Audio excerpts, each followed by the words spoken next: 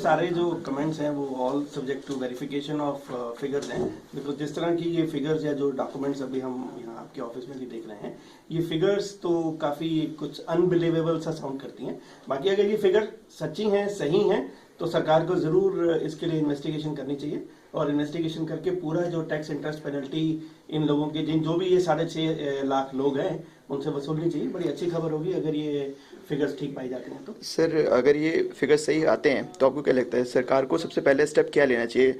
Identify कर लिया तो उनको किस बेसिस पे हम पेनलाइज करेंगे या किस बेसिस पे हम उन्हें अरेस्ट करेंगे? क्योंकि जो रूल रहा है उसके अकॉर्डिंग तो वो पूरी वाइट मनी हो चुकी है। नहीं, देखिए इनकम टैक्स एक्ट के अंदर इस चीज को लेके बड़े स्पेसिफिक प्रोविजंस हैं। तो धारा 148 के अंतर्गत डिपार्टमेंट इन सब लोगों की जो केसेस हैं वो रीओपन कर सकता है, और जैसे ही ये केसेस रीओपन होंगे तो उन अरेस्ट का प्रोविजन तो अभी इनकम टैक्स एक्ट में अभी ऐसा नहीं है डायरेक्टली, बट हाँ उन लोगों से इंटरेस्ट पेनल्टी और ये सब चीजें गवर्नमेंट जो है वो बड़े आसानी से वसूल कर सकती है। देखिए, मेरे को लगता है इसके अंदर फिगर्स को हम लोगों को रिकंसाइल नहीं हो पा रहे हैं कहीं भी। जो फिगर्स हमने आपके ऑफिस में देखे हैं वो अगर आप देखें कि जीडीपी ग्रोथ रेट से जीडीपी के अंदर या अपने वैल्यू एडिशन के अंदर, ग्रॉस वैल्यू एडिशन के अंदर, या जितना एग्रीकल्चर प्रोडक्शन होती है उसके हिसाब से हम लोग निकालते हैं, कैपिटल फॉर्मेशन के हिसाब से निकालते हैं, करेंसी सर्कुलेशन के हिसाब से निकालते हैं, तो उस मैट्रिक्स के अंदर जो फिगर्स इस आरटीआई के अंदर दी हुई हैं वो कहीं भी मैच नहीं हो पा रही हैं। तो इसके ऊपर मेरा एक बहुत बड़ा क्वेश्चन मार्क है। ये फिगर्स वेरीफाई होनी चाहिए। जब तक वो रीवेरीफाई हो जाएं तब तक हम सिर्फ पूरे डिपार्टमेंट को और सिस्टम को कोसने के अलावा और कुछ नहीं कर रहे हैं। और मेरे ख्याल इतनी बड़ी फिगर्स जो हम बात करते हैं और बात कर रहे हैं उसके अंदर पूरा डिपार्टमेंट, आप अगर ये सही है तो पूरा डिपार्टमेंट निकम्मा है और इसको इमीडिएटली रिवैम्प करना पड़ेगा। और अगर ये फिगर्स गलत हैं तो हमारे को इन फिगर्स को कोने में रखना पड़ेगा। सर, इन दोनों ही केसेस में आपको क्या लगता है जो हमारे रियल फार्मर्स हैं, जो वाकई सफ़र करते हैं, उनके पास पैसा भी नहीं है, उन पे क्या इफेक्ट पड़ेगा इस बात का, इस पूरी खबर का, कि जो एक जरिया है उनका, जो एक जीने का जरिया है, उसको ही खिलवाड़ बना दिया गया पूरे तरीके से? तो इस पर आप क्या कहना है? देखिए, ये जो जरिया है ये उन लोगों को भी मालूम है कि जो बड़े लोग हैं, अमिताभ बच्चन जैसे भी लोग हैं, वो भी इस्तेमाल करते हैं अपनी इनकम के लिए। इसमें कोई दो राय नहीं है, ये पब्लिक इंफॉर्मेशन है जो मैं आपको बता रहा हूं। तो ये वो लोग भी समझते हैं। हाँ, इसका दुरुपयोग जिसे आप बोल रहे हैं, दुरुपयोग होता है और हो रहा है और सबकी नॉलेज से हो रहा है, इसमें दो शंका नहीं है, इसमें दो राय नहीं है। इसको रोकना चाहिए।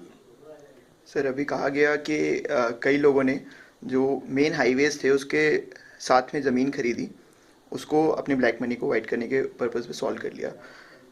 इसको पूरे तरीके से नेग्लेक्ट कर दिया गया 2011 में, 2012 में। इस टाइम जो हमारी सरकार है उसने भी ध्यान नहीं दिया। दोनों ही सरकार को ही गलती नज़र आती है। तो इसमें आपको क्या लगता है किस सरकार का ज़्यादा पार्टिसिपेशन होना चाहिए इस चीज़ को बाहर लाने में, या फिर कौन सी सरकार ज़्यादा रिस्पॉन्सिबल है इस पूरे एक्सपोजे को एक अंजाम तक पहुंचाने में? देखिए, यहाँ पे आप परसेंटेज नहीं लगा सकते कि यूपीए की गवर्नमेंट का 45% है और एनडीए की सरकार का 55% है, क्योंकि गलत चीज गलत ही कहलाई जाएगी। और ये सिस्टम एरर है। सिस्टम एरर को टाइम लगता है ठीक करने में। जहां अभी जैसे मोदी साहब कहते हैं कि अभी सिस्टम को रीवैम्प करने में इतने गड्ढे खुदे हुए हैं, गड्ढे भरने में टाइम लगेगा। Sir, thank you.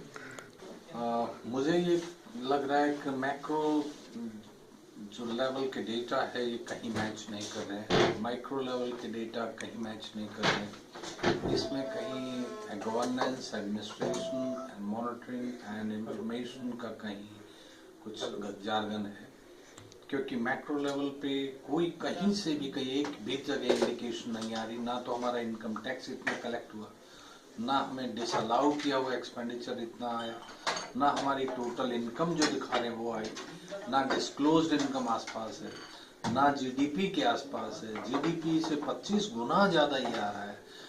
फिर दूसरी तरफ एग्रीकल्चर माइनस ग्रोथ रेट में चल रही है, इन्वेस्टमेंट डाउन डाउन डाउन जा रहा है। तो एक्सपेंडिचर कहाँ से आ गया यदि कोई डिसअलाउ करने की बात करें?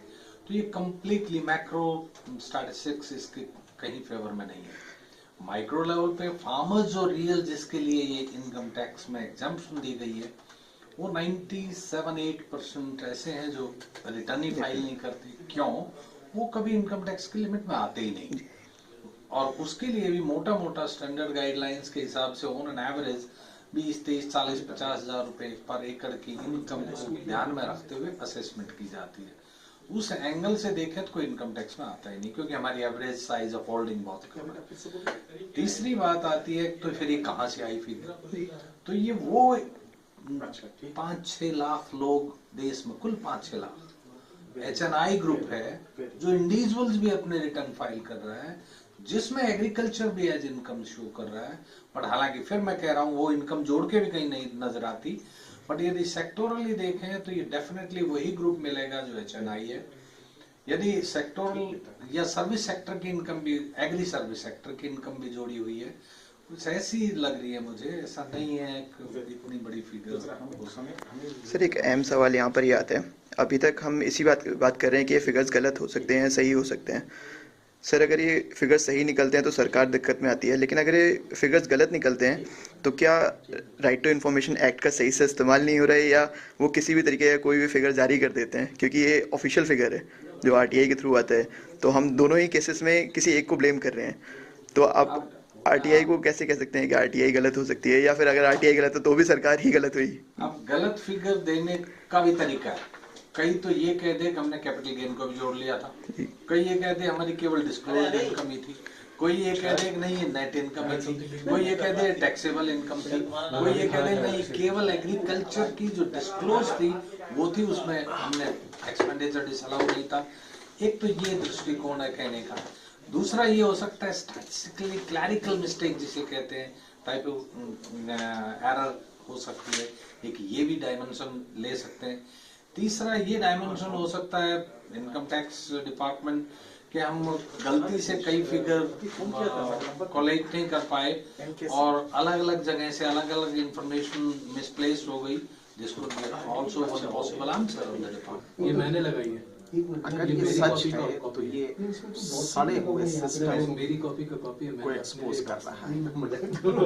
फिगर्स और सच इसलिए कि RTI में भी नहीं, ऐसा भी नहीं गवर्नमेंट ने दिया है, लेकिन कहीं लगता है कि कोई चीज फिगर्स में गलती है, क्योंकि GDP का 25 गुना ज्यादा होना एग्रीकल्चर इनकम कुछ लोगों द्वारा बताया गया एग्रीकल्चर ये मुमकिन नहीं है। और अगर उसको देखा जाए तो हर ऐसा आदमी जो इनकम टैक्स गया अपनी एग्रीकल्चर इनकम देखी, उसके खेती की इनकम 304 करोड़ रुपए एक साल में बताई गई है। ये भी मुमकिन नहीं लगता।